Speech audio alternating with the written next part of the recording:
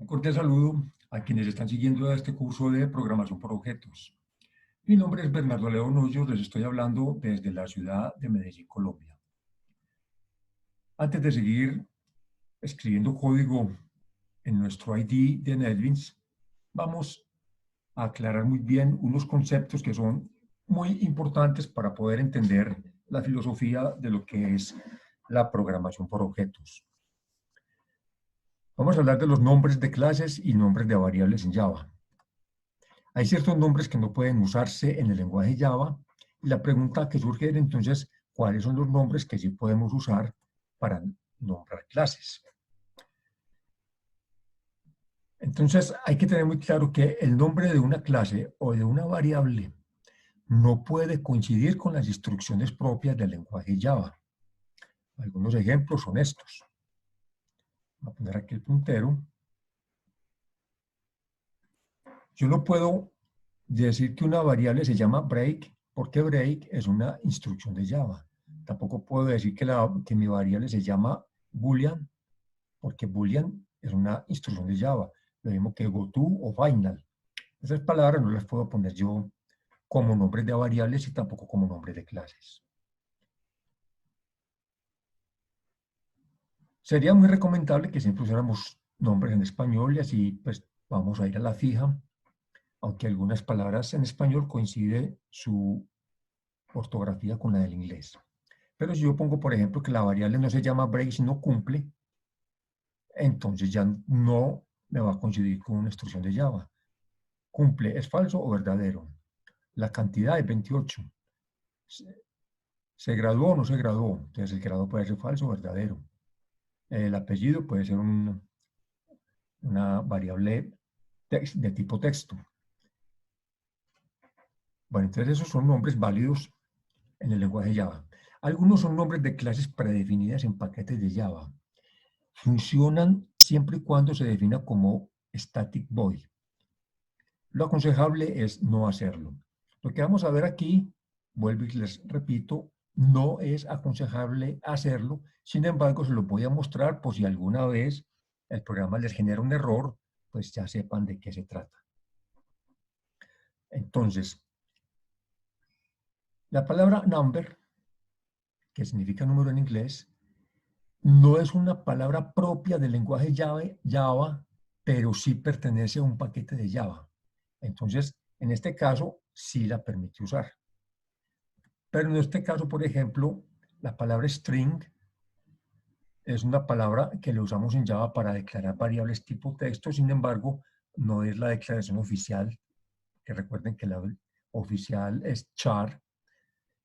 Se puede usar, pero con condiciones. En este caso, si corriéramos ese algoritmo como está escrito ahí, nos sacaría un error. La forma de corregir ese error sería especificarle de qué biblioteca viene o de qué paquete viene esa palabra string. Entonces, en este caso ya nos sacaría un mensaje diciendo que el algoritmo corrió correctamente. ¿Por qué? Porque le agregamos aquí la extensión del paquete en el cual está la palabra string. Esto se puede hacer y es completamente válido, pero lo podemos evitar si le ponemos acá en lugar de string un nombre que no coincida con el lenguaje Java.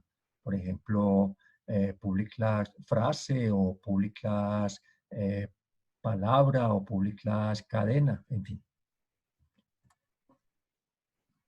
Java tiene dos categorías de datos, lo que llamamos datos primitivos y los datos de objetos. Vamos a ver primero los primitivos. Los datos primitivos de Java son los siguientes. Los tipos boolean, que son los que menos memoria ocupan, solamente un bit, y nada más tiene dos opciones, o es falso o es verdadero. Cuando algo cumple o no cumple.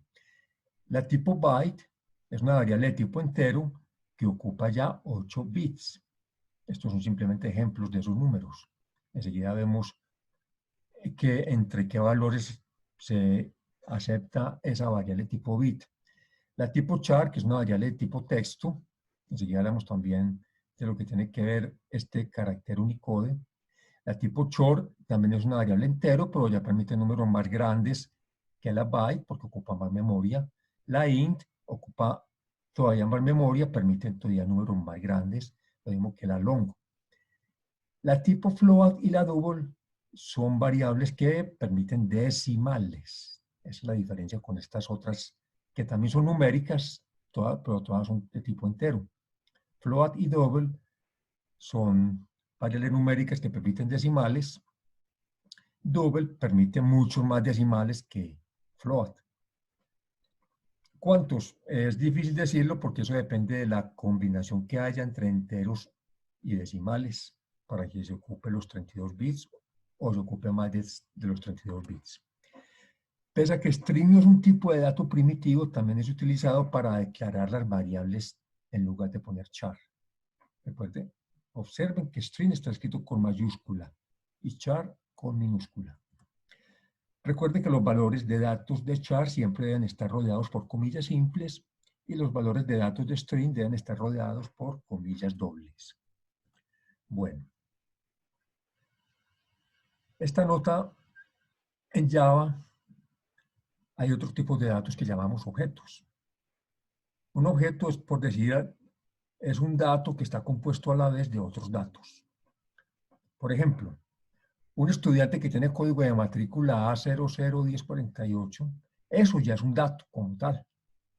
Pero ese dato a la vez tiene otros datos. La edad del estudiante, el sexo del estudiante, el año que está cursando, en fin.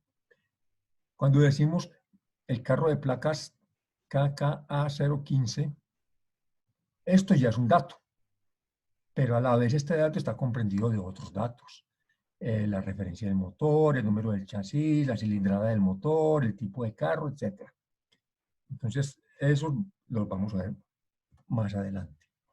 Vamos a ver más en detalle los datos primitivos. Los datos tipo boolean o booleanos que ocupan un bit, aquí tenemos tres ejemplos.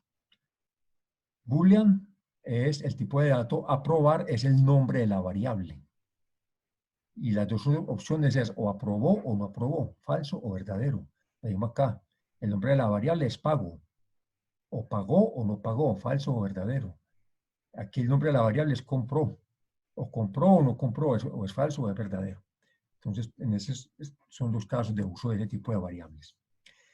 Los tipo byte pueden ir entre menos 128 y 127. No permiten números que estén fuera de ese rango. Pero hay muchas variables que no necesitan más que esos números. Por ejemplo, cuando usamos contadores. Si usted tiene una base de datos y una de las variables es, por ejemplo, la cantidad de hijos, pues es como muy difícil que usted en un país como este encuentre una familia donde haya más de 127 hijos. Entonces, perfectamente lo puede declarar como una variable tipo byte. O si usted hace una encuesta y pregunta, por ejemplo, ¿cuántas veces a la semana usted hace ejercicio? Pues nadie le va a responder 127. ¿Cierto? Entonces, ese tipo de datos que aparentemente no ocupan mucha memoria, pero si en su base de datos usted tiene 600.000 registros, 1.000.000 de registros, y en lugar de cada registro ocuparse un byte, se está ocupando 8, o en lugar de 8 se está ocupando 64, pues a lo último la base de datos pues la va a quedar mucho más pesada. Bueno, la siguiente, que también es un número entero, ocupa 16 bytes, y es para cuando necesitamos ya números más grandes que estos. Entonces, por ejemplo, ¿cuántos kilómetros puede recorrer un vehículo con una sola tanqueada? Eso es la autonomía del vehículo. Pues sería muy escaso, muy difícil encontrar un vehículo que sea capaz de recorrer 32.000 kilómetros con una sola tanqueada. Entonces, perfectamente puede declarar esa variable, la autonomía del vehículo, como una variable tipo short. Si usted tiene una base de datos con 100.000, 200.000 vehículos distintos y una variable es, o sea, una columna de la base de datos, es la autonomía, pues se va a ahorrar un montón de bits, pues un montón de memoria, de bytes en la memoria, si pone short en lugar de, por ejemplo, int. Que esa variable int ocupa más memoria. Ya puede usar valores entre menos 2 a la 31 y 2 a la 31. Estamos hablando que entonces la 31 son más de 2.000 millones. Entonces, ¿en qué caso se debe usar tipo int? Por ejemplo, la cantidad de habitantes de una ciudad de un país. Pues ningún país tiene 2.000 millones de habitantes. Entonces, pero tampoco podríamos tenerlo short, porque un país sí puede tener más de 32.000 habitantes, obviamente. En Java